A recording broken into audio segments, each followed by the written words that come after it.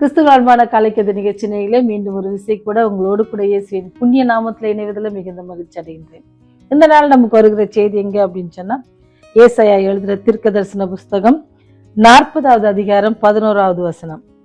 மேய்ப்பனை போல தமது மந்தையை மேய்ப்பார், ஆட்டுக்குட்டிகளை தமது புயத்தினால் சேர்த்து தமது மடியிலே சுமந்து கறவல் ஆடுகளை மெதுவாய் நடத்துவார். ஒரு குரு என்ன செஞ்சாருன்னு சொன்னா, தன்னுடைய 12 சீஷர்களை வச்சிருந்தாரு. அந்த 12 சீஷர்களுக்கும் நல்ல காரியங்கள்லாம் ஒன்றுனா சொல்லி கொடுப்பாங்க. அப்படி சொல்லி கொடுக்கும்போது அது அவங்க எல்லாம் ரொம்ப பொறுப்பாக கற்றுக்கொண்டு இருந்தாங்க. ஒரு நாள் என்ன செஞ்சாருன்னு சொன்னா, எல்லா சீஷர்களையும் அழைத்து நம்ம என்ன செய்ய போறோம், ஒரு யாத்திரைக்காக போறோம் வாங்க எல்லாரும் அப்படின்னு சொல்லி அவங்கள அழைச்சாரு. அந்த குரூப்ல பாத்தீங்கன்னா எல்லார காட்டிலும் ஒரு மாத்திரம் எப்பவுமே கொஞ்சம் பின்தங்கியே காணப்பட்டார். இருந்தாலும் கூட குரு என்ன செஞ்சாருன்னா, அவங்களுக்கு எல்லா பாடத்தையும் சொல்லி கொடுத்துட்டே இருக்கிறாங்க. அப்படி இந்த யாத்திரை போகும்போது எல்லாரும் ஸ்டார்ட் பண்ணாங்க. உங்களுக்கே தெரியும், லீடர் தான் ஃபர்ஸ்ட் போவாங்க இல்லையா, அது மாதிரி குரு ஃபர்ஸ்ட் போறாரு. ஏன்னா அவருக்கு தான் எங்க போறோன்னு தெரியும். அந்த மற்ற சிஷர்லாம் ஃபாலோ பண்ணிட்டே வராங்க. ஆனா ஒருத்தர் மட்டும் ரொம்ப தூரமா நடந்து வந்தாங்க. அப்போ அந்த குரு என்ன செஞ்சாருன்னா, திரும்பி பாக்குறாரு. நம்மோடு கூட வருகிற மனுஷன் எல்லாரும் 11 பேர் வந்து என்ன செய்யறாங்களாம், ரொம்ப கிட்ட நடந்து வராங்க. இவர் கண்ணு கெட்டாத தூரத்துல கொஞ்சம் தூரமாவே நடந்து வராரு. அப்ப அந்த குரு என்ன செஞ்சாருன்னா, நிறுத்தி கையை காட்டுறாரு, ஓடி வா அப்படின்னு சொல்லி, அல்லது வா அப்படின்னு சொல்லி காட்டுறாங்க. அதை பார்த்த அந்த சிஷ்யன் என்ன செஞ்சாங்கன்னா, ரொம்ப பயந்துட்டான். கண்டிப்பா எனக்கு என்ன செய்ய போறாரு, நம்மள டீம்ல வந்து விலக்கிடுவாங்க, நம்மளுக்கு கண்டிப்பா இவங்களோட கூட தொடர்ந்து போக முடியாதுன்னு சொல்லி மிக வருத்தத்தோடு என்ன செய்யறாருன்னா, ஓடி பயத்தோட அவர் காலில் அப்படியே விழுறாரு. அப்போ அந்த குரு என்ன செஞ்சார் அப்படின்னு சொன்னா, ஏன் பயப்படாத, எனக்கு உன்னுடைய பலவீனம் தெரியுது, உன்னால எங்களோட கூட வர முடியல, ஆனால் உனக்கு தெரியும் நான் போறதை நீ ஃபாலோ பண்ணி வருவேன்னு எனக்கு தெரியும். இருந்தாலும் உன்னை தனியா விட்டு போக எனக்கு மனசு இல்லை, அதனால என்ன செய், நீ என் கூடவே வா, என் கையை பிடிச்சிக்க அப்படின்னு சொல்லி அந்த குரு அழைத்து சென்றாராம். அப்போ இதை தான் நான் நினச்சி பார்த்தேன், இந்த ஒரு குருக்கே இவ்வளோ ஒரு அக்கறை இருக்குன்னு சொன்னால், உங்களை என்னையும் நேசிக்கிற நம்முடைய மெய்ப்பன் எப்படிப்பட்டவர். அதான் இங்கே அழகாக சொல்கிறாரு. இஸ்ரேல் மக்களை அவர் சொல்கிறாரு, நான் என்ன செய்வேன், உங்களை தாங்குவேன். ஏந்த எப்படி, மெய்ப்பனை போல.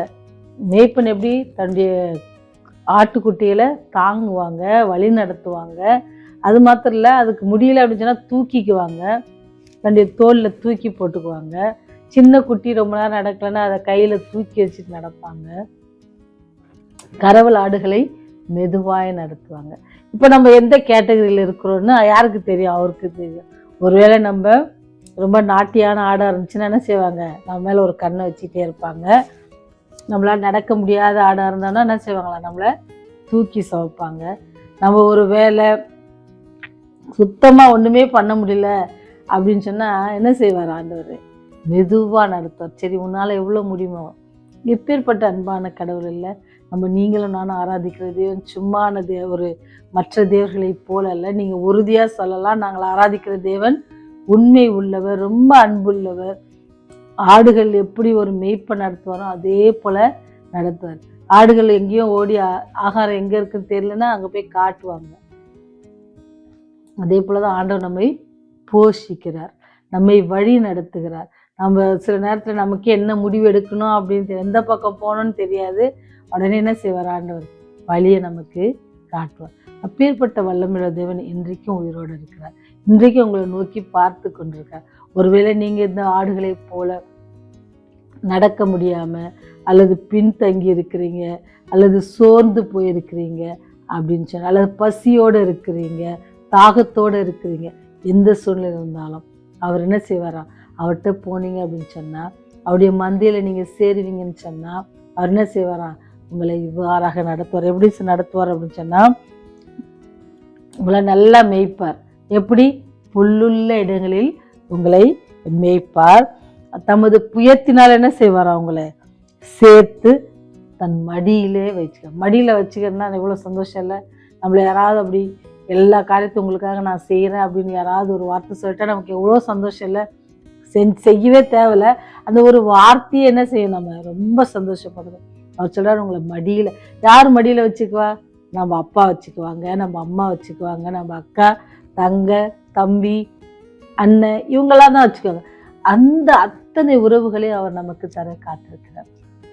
அத்தனை அன்பையும் நமக்கு தருவதற்கு அவர் காத்திருக்கிறாங்க. அது மாத்திரம் இல்ல, கரவலாடுகளை போல என்ன செய்வேன், உங்களை மெதுவாய் நடத்துவேன் அப்படின்னு சொல்றாரு. எவ்வளவு ஒரு அக்கறையான தேவன். நம்மளை ரொம்ப அவசரப்படுத்துறவர் இல்லை, அவர் ரொம்ப ரொம்ப நம்மை நேசிக்கிறாங்க. நம்ம கஷ்டமா இருந்தோம்னு சொன்னா அந்த கஷ்டத்துல நம்ம மெதுவா நடத்தி நம்ம அந்த கஷ்டத்துலேருந்து நம்மை விடுபட செய்யும். எப்படி கரவலாடுகள் வேகமாக நடக்க முடியாதுல்ல, அதை எவ்வளோ மெதுவாக நடத்திக்கணும். அதே போல் நம்ம கஷ்டத்திலும் கூட நம்மளை எங்கே என்ன பண்ணணும்னு தெரியாத நேரத்தில் அவர் நம்மை மெதுவாக நடத்தி நம்மளுடைய பிரச்சனை எல்லாவற்றையும் நீக்கிறதுக்கு அவர் வல்லவர் இருக்கார். அந்த நல்ல மெய்ப்பன் இன்னைக்கு என்ன செய்கிறாரு, உங்களை போல என்ன போல ஆடுகளை நோக்கி பார்க்குறாரு, நம்மை வழி நடத்துகிறார். நாம் என்ன செய்வோம், அந்த மேய்ப்பனின் குரல் கேட்டு மேய்ப்பன் நமக்கு என்ன சொல்கிறாரோ அதுக்கு நம்ம கீழ்ப்படிஞ்சு நடப்போம்.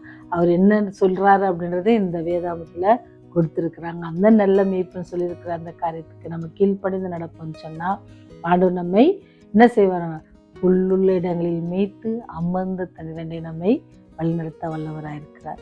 இந்த நாள் அந்த நாளாக நீங்கள் ஒப்பு கொடுக்க ஆயத்தமாக இருக்கீங்களா? செய்வோம்.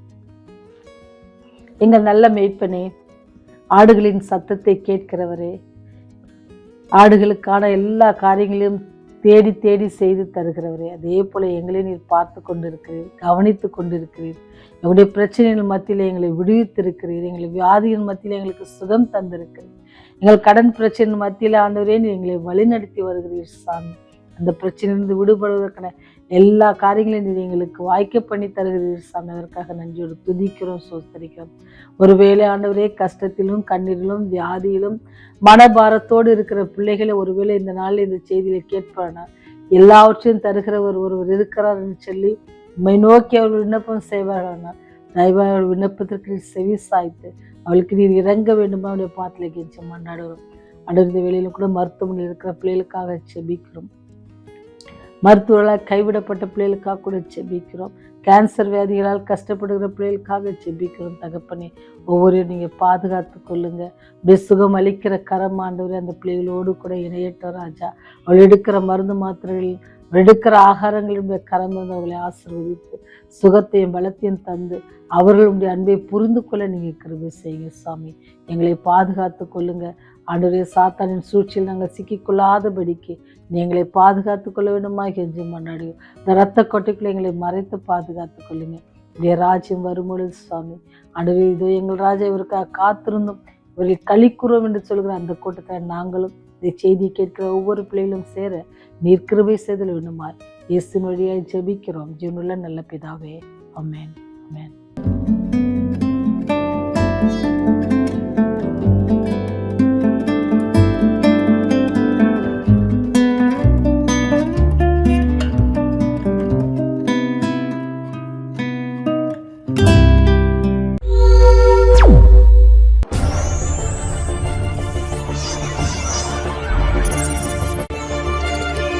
நீங்கள் பார்த்துக் கொண்டிருப்பது உங்கள் ரிவைவல் டிவி.